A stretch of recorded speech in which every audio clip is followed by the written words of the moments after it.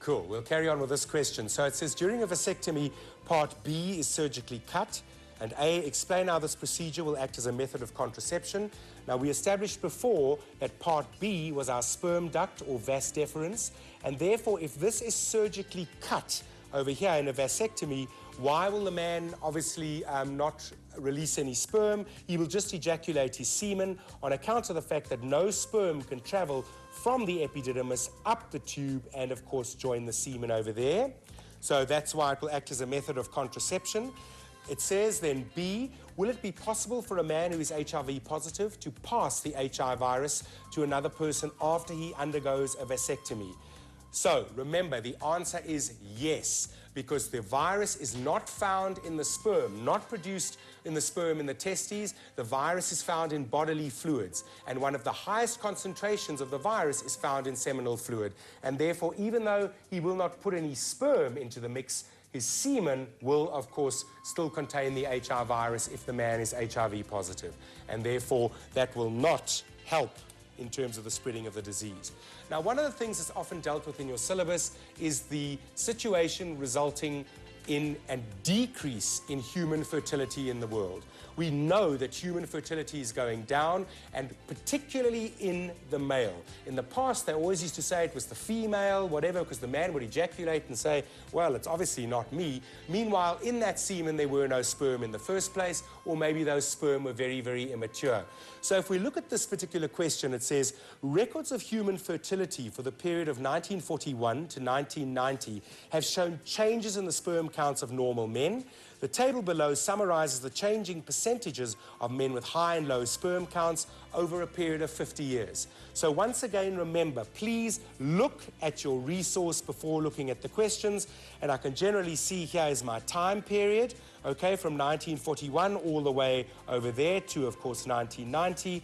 And if I look here, men with high sperm counts percent, if I look down from that period, I can clearly see that the men with high sperm counts is going down, whereas in this particular case over here, the men with low sperm counts from 4 up to 1990, 18, we can see that the men with low sperm counts is going up.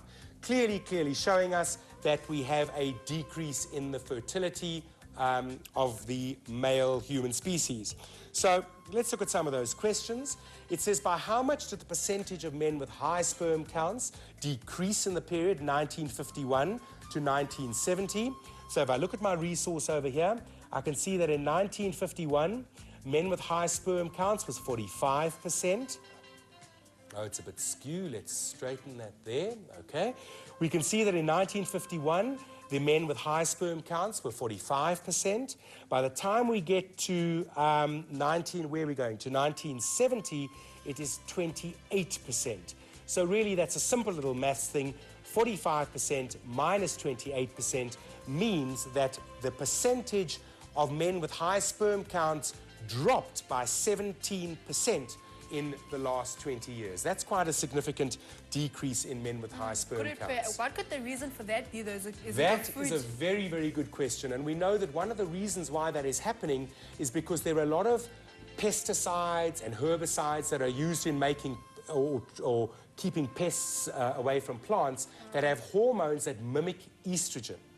Also, we know that certain plastics mimic estrogen, like Glad Wrap and these kind of things. And therefore, we're finding that there is an imbalance in the male and female hormones, because male and females both have both hormones, but as a male, you have much higher male than female. And there is now an imbalance in a lot of men, and there's an imbalance between the male and the female, and therefore, they are producing either dysfunctional sperm or they're producing no sperm at all. So the female hormones are being more than, well, they're almost the same as the male hormones. Well, it's just that there's an imbalance. The level of testosterone in the male must be very clearly balanced in order for us to make sperm correctly, in the same way that it's got to be 35 degrees, therefore the testes are hanging out of the body.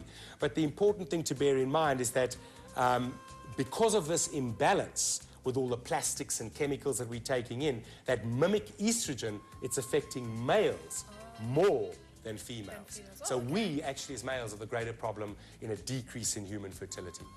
Okay. Cool. So What does it say? It says, describe the trend for men with low sperm counts and compare it with those with high sperm counts over the 50-year period. Once again, I can go to my resource. This is the 50-year period. We can see from here, from 1941 to 1990. And it's plain and simply, it says compare the two. So I would say that from 1941 to 1990, the men with high sperm counts has gone down from 50 to 15, whereas the men with low sperm counts has gone up from 1950 to 41, to 1990, from 4 to 18. Okay, what else have we got? Explain one reason why it is necessary for a large number of sperm to be produced when only one sperm is required to bring about fertilization. Now remember, in a healthy functional male, he will release up to about 250 million sperm per ejaculation. That's a lot of sperm, okay? Now, we have only one egg. So why do we need this mountain of sperm? Number one, there can be dysfunctional sperm, and therefore they wouldn't be able to maybe swim and find their way to an egg in the fallopian tube. Number two, when sperm land up in the female body, there is death and destruction. The environment inside the vagina is too acidic for the sperm, so it starts killing off sperm. When the male releases his sperm into the female has an immune response, in the same way as if you got infected by a germ or something, where the body goes, who the hell are you? Do you know what I mean? It's not the body's own cells. It's kicking it out. Yes, so they try and kill them. So that's the second thing why a whole lot of sperm get wiped out. Plus, we know that a whole lot can't find their way. So therefore, we know that that's why we have a mountain of sperm to try and increase our ability to fertilize the female egg. So the opportunities are better or whatever. Yes, much, much, much, much better. And also remember that because there are so many sperm, there's genetic variability again. Which sperm actually gets there and fertilizes? You hope it's the one full of good genes, but it could be the one full of frog genes. We don't really know. It gives rise to genetic variability. Oh, all right. Okay. Now, the next thing that I want to look at is something regarding the female reproductive cycle. And one thing that is often asked is, of course, the menstrual cycle. Now, we have a particular graph over here which shows us the various, all of you have seen this graph before, it's in every single textbook. Let me straighten that out when I need to use it. There we go. And what we're looking at basically over here is the hormone regulation of the female reproductive cycle. We're looking at the hormones FSH and LH that come from the pituitary gland. We're looking at the growth of the follicle that goes on inside the ovary. We're looking at the ovarian hormones, because remember, the ovary is a gonad, like the testy. A testy is a gonad because it does two things. It makes the gamete sperm, but it also acts as an endocrine gland which produces a hormone, testosterone. The female is the same.